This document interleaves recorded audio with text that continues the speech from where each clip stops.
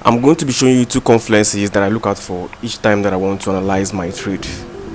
I'm going to be using a live trade example on AUDJPY to show you these two confluences. But before going to that, if you're seeing me for the very first time, my name is Divine. What I do here is document how I trade and make videos that will improve how you approach trading. If you want to be second like this video, subscribe and drop a comment. I'll be right back.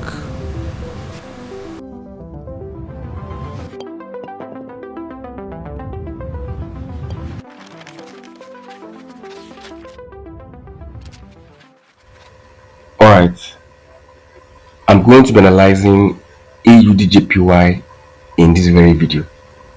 I'm going to be showing you everything step by step. I'm going to be giving you the entry, the stop loss, and take profit by the end of this very video. But let's understand where price is coming from and where price is going to. The only place you can understand where price is coming from and where price is going to is simply on daily time frame. And on daily time frame, you're simply using support and resistance to simply understand or identify where price is coming from and where price is going to. In this very case here, the first thing we want to do is to simply zoom in properly and see the overall picture of the market. As you can see, price is coming from this low and price is at this high. For us to simply draw our support and resistance, we want to use the trend line to identify this point to become our support. And this is valid because there's a series of touches on the support. Now same is applicable to the resistance. As you can see, this is the resistance, and it's valid because it has as plenty touches as possible. Now, having identified this support and resistance, we want to interpret what it's saying. And what is it saying? That price always respects support and price always respects resistance. But in this case, a support has turned towards resistance. So here becomes a key level. Here becomes a key level, and the current place price got to becomes a key level. So in this case, we have two key levels, one acting as a resistance key level and the other acting as a support key level. Now, having understood this, we are seeing that price is reacting from a support key level.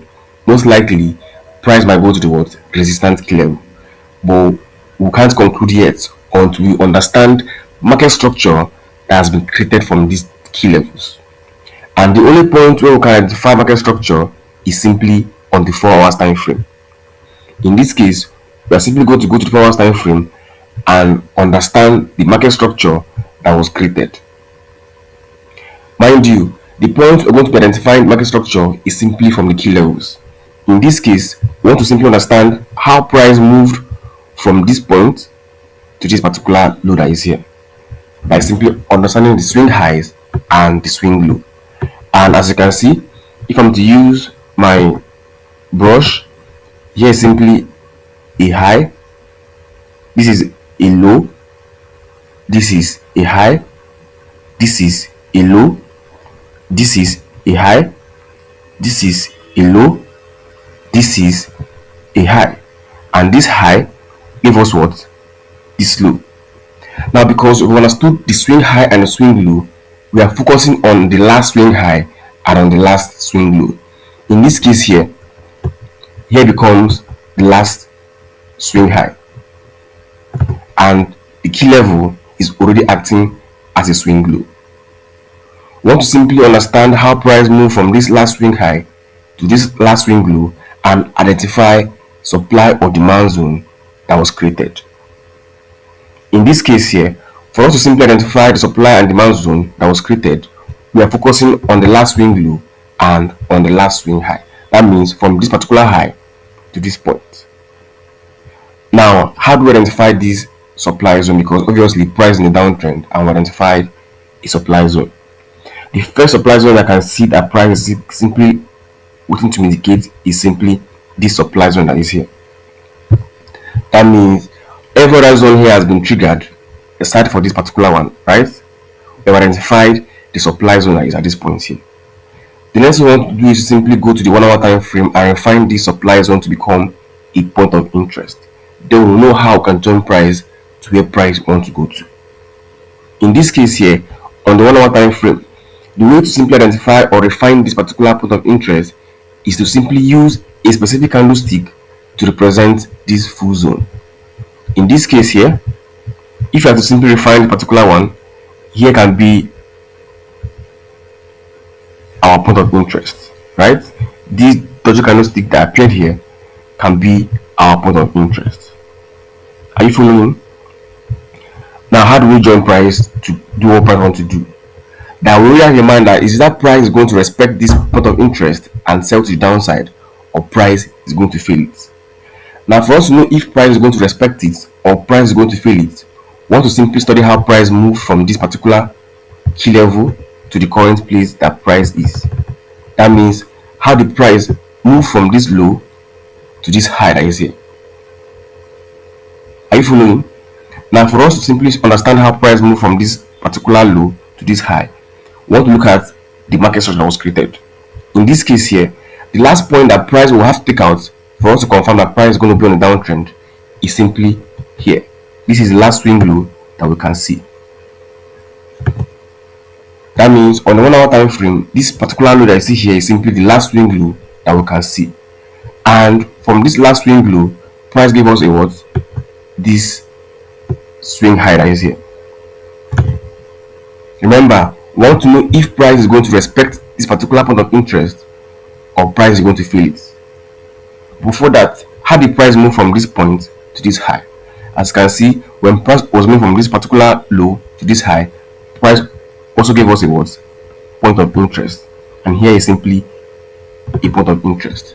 That if price is going to buy, price might come to this point and buy to the upside. But if price is going to sell, price might buy to this point and sell to the downside. However, we want to simply understand how price move from this place to this current place on the 15 minutes time frame, so we'll know how we're going to join price to where price wants to go to.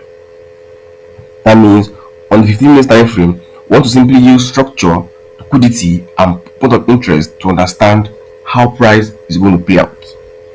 In this case here, on the 15 minutes time frame, the last low that price will have to take out for us to confirm a downtrend is simply going to be what? This low that is here. This low. Now, the moment price take out this low, then we're going to expect price to simply sell to this point of interest to either give us a sell or to give us a buy. However, how do we join price to where price wants to go to? In this case here, before we take any trade, we want to simply see how price is going to behave if price open tomorrow being Monday. And what I'm going to say is going to be a reason for a buy or a reason for a sell. Now, as you can see, on the 15 minutes time frame, if price take out a particular low, then we're going to confirm a downtrend. But so long price is still above this particular low here, there's a possible buy trend. And where can be a point that will initiate a buy trend? Where is the liquidity? Where is the structure? And where is the point of interest? In this case here, this low is acting as a structure, this high is acting as a structure, and here is obviously what? A point of interest. That if price is going to buy, price should buy from this point, because there's a point of interest, and most likely there's a liquidity that will hold the point of interest. The question becomes, how do we join price to where price is going to? In this case here, for us to either buy or for us to either sell, we want to see price do two things.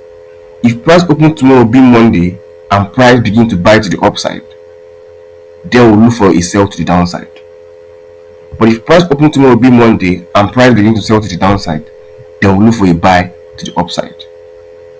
So the point is this: our entry is based on what price is going to do. And I'm saying to you that the point we're going to buy is if price open tomorrow and price start to sell to the downside. That means if price open and price begin to sell,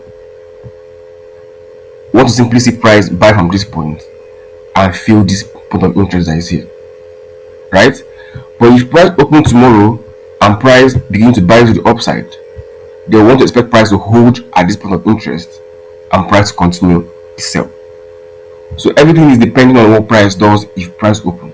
right? Now because price is still an uptrend,